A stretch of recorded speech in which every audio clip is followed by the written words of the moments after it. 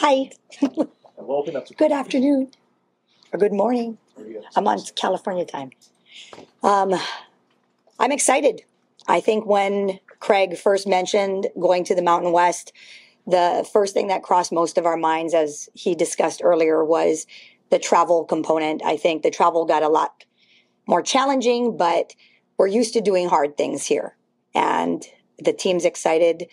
I'm excited. My staff is excited. I think the Mountain West for women's soccer is an excellent conference. They have 3 teams right now in the top 75 for RPI. So it will be not an easy task, but certainly the competition is great and we're really excited about it. Questions? Anyone? Yeah, okay. All right. Yeah, Coach, can you give us a feeling of your general reaction as this started kind of playing out in the news cycle and people's awareness? And what was your just kind of initial thought when you learned you guys would be leaving this conference hall that you've had for a dozen plus years?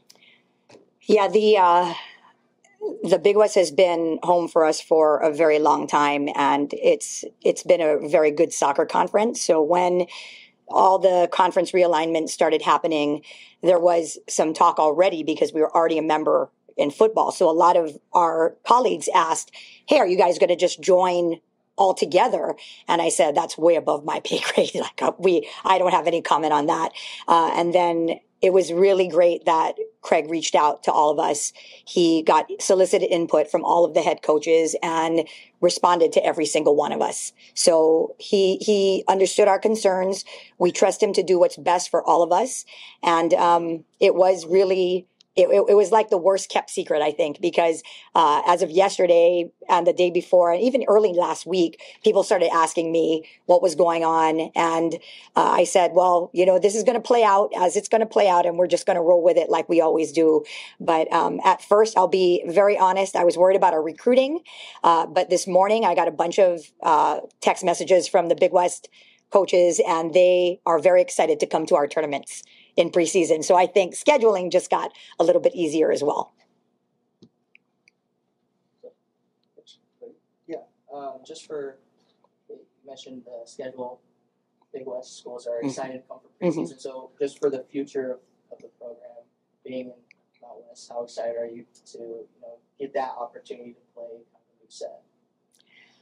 It's very exciting. We made some very good friends in the Big West, and the competition's been great. But now kind of branching out and expanding recruiting opportunities. I got a few texts this morning from recruits already, like now adding a little bit of additional interest because we're kind of right in their backyard. So I got about 6 of them this morning, 6 text messages from recruits. So that was really nice. And then also a couple 2025s who have already committed to us are also really excited. So I think when we look at the big picture for everything, it provides a lot of stability for us to have, that predictability of where we're going to be and what we're going to do. And like I said, we're used to doing hard things at University of Hawaii. So we're excited to join the Mountain West. And anybody who knows me knows that I was absolutely tickled about having to go to UNLV.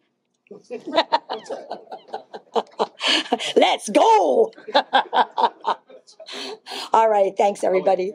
Oh, sorry. Before you leave, any questions for Coach on upcoming weekend matches? Just get it done here. Oh, that's a good call. That's a good call. Yes. Not for this weekend, but you got to play Utah State and Air Force in the preseason. I know there's a lot of moving pieces at conference line, but did you ever feel like, hey, we can hang with these guys?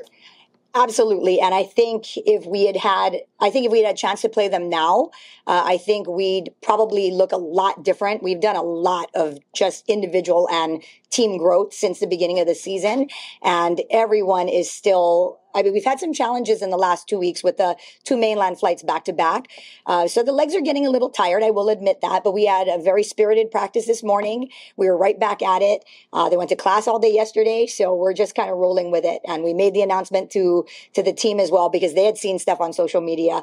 So I think with Air Force still being in the conference, and I think Utah State maybe leaving the conference, it's those coaches are friends of mine, so we would play each other anyway at some point. But we'll just get back there a little sooner than anticipated.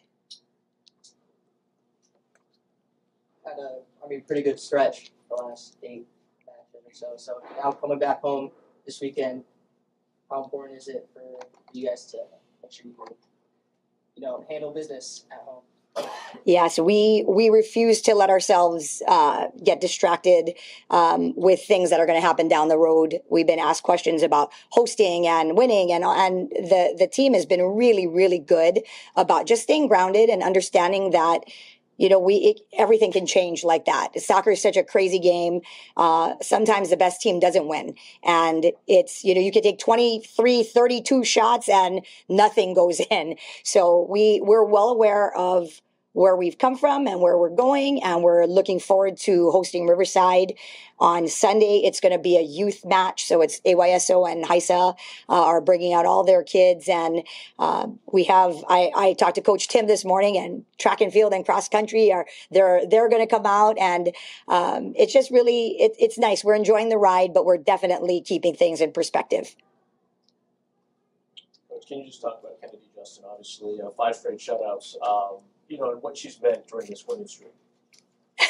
Kenny is she's just such a breath of fresh air, because even when she was playing behind Brianna Chirpich, she's always had this really great attitude, and just kind of she has a happy-go-lucky attitude, but a very intense side to her as well. So she asked me the other day, she said, "Coach, you like when I make those one-hand saves, yeah?"